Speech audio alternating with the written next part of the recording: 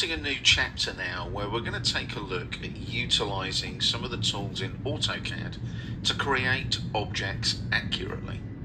Now we've got a drawing that you may recognise for you. It's groundfloorplan.dwg, so GND for ground and then floorplan.dwg. You can download this particular version of this file from the library to follow along with the videos in the chapter.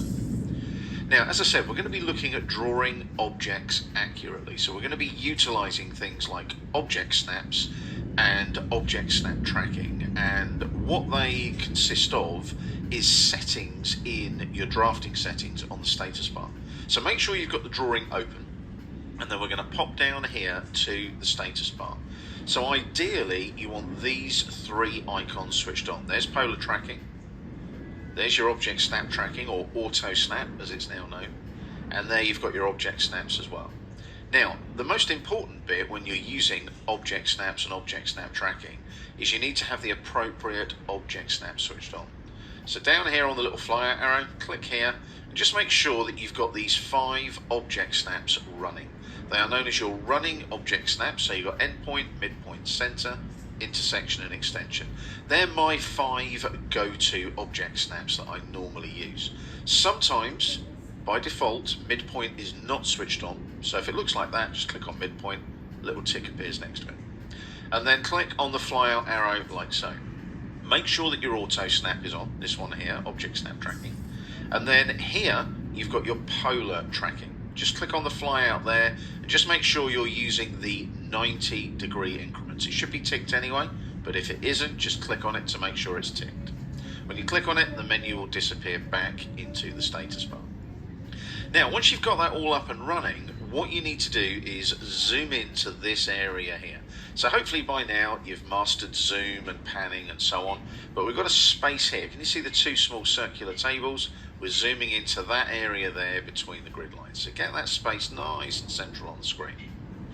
Now, what we're going to do is make sure that we're on the right layer for furniture. So we're going to come up here, and on the layer drop down, layers panel, home tab on the ribbon, click on the flyout here. I want you to be using this layer here, A700MFFE. That's your furniture layer in this particular drawing. Now, obviously, it's got a bit of a weird name. That's because it's using standardization. So that layer, instead of saying furniture, is following a particular standard naming philosophy. So don't worry about the name of the layer too much. Now, we're going to go to the draw panel up here. So there's the draw panel on the home tab on the ribbon. And we're going to come up here, click on this little flyout here, and select rectangle. Come into the drawing area, and I don't mind where you place this in this space. I'm not worried about the first click, the first coordinate. I'm going to come down sort of towards the bottom left-ish, there, like that, and left click. And then I'm going to drag the mouse upwards, diagonally, to the right. Can you see the crosshair moving? So take the crosshair sort of upwards and diagonally to the right, and you'll see the dimensions of your rectangle there. Now we're going to use a bit of direct distance entry. So horizontally it's going to be 3500. Press the tab key, and then vertically we're going to have 2000, 2, 1, 2, 3 zeros, and press the tab key again. And you can see we've got a rectangle now that is 3500 by 2000 millimeters. Now, bear in mind this drawing is in metric millimeters. That's my go-to unit when I'm working over here in the UK. You might be using feet and inches if you're US based and so on. So obviously utilize the dimensions that you're using accordingly. I'm working with metric millimeters in this particular drawing though, so just be aware of that.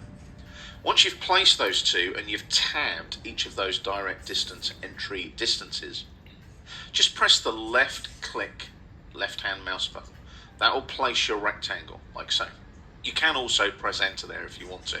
I always use the left click, that's just my personal preference, but you can just press enter and that will obviously close the rectangle command and put the rectangle at the right sizes that you specified. So let's get into object snap and object snap tracking. I'm going to zoom in on my table a bit so that you can see what we're doing. Now I want to place a circular insert in my rectangular table. Now there's 2 ways of doing this. One, you use your object snap tracking, your auto snap. 2, you don't use your object snap tracking auto snap. I'm going to show you the second one first because it takes longer, it's more clicks, and it's just a little bit unwieldy. So then we'll go to the object snap tracking, and you'll see how object snap tracking can save you a lot of time. I'm going to go up to the line command on the draw panel, click on the line command, and using object snaps now because they're switched on, I'm going to come down here, I'll get an endpoint snap on the corner, left click, drag my line to the opposing diagonal corner there, get the endpoint snap, left click. When you're happy with that, just press enter to finish. You've drawn a diagonal line. Now, one of the mathematical rules of a rectangle is if you've got a 90-degree corner rectangle like we have, each of the corners is at 90 degrees, and the lines are obviously perpendicular to each other, that diagonal, the midpoint of that diagonal, is the dead center of the rectangle. It's the geometric center. Now, there's ways and means of doing this and using object snaps. Now, I'm going to show you two ways first, and then I'm going to show you a third way, which will actually probably blow your mind a little bit, and you probably didn't know it existed in AutoCAD. But that's one of the little tips and tricks I'll show you in a minute. So we've got our diagonal there. So I now go up to the circle command on the draw panel, center radius, just select the default center radius there, and when you hover over the diagonal, there's your midpoint snap there. That's why I wanted you to have the midpoint snap switched on.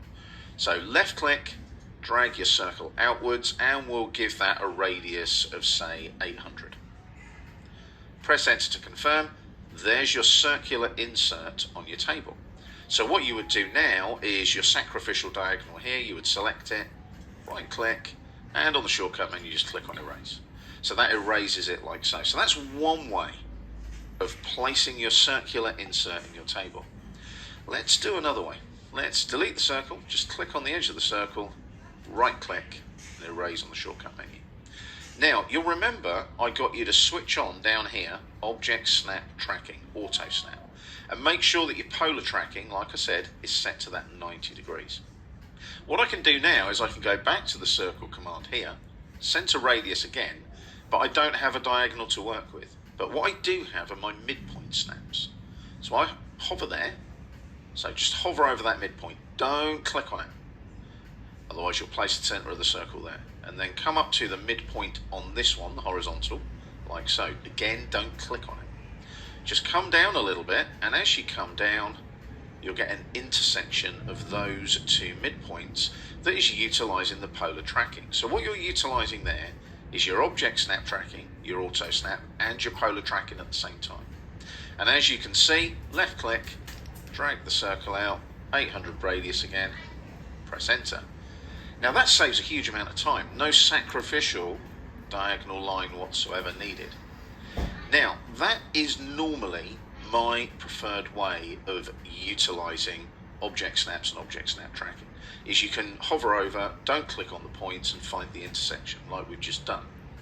What I'd like you to do now is utilize just one object snap to place your circle. So we're going to select the circle, right click and erase like so. Now this kind of defeats the object of the object snap and the object snap tracking, but it is an object snap that is incredibly useful and just doesn't get used much. It's called geometric center. So this time I'm going to show you with your object snaps how to use what is called snap overrides. So we come up to the circle command, click on the flyer again, center radius.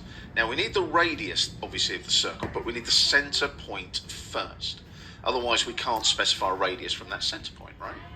So we've got a closed rectangle. It's known as a closed polyline.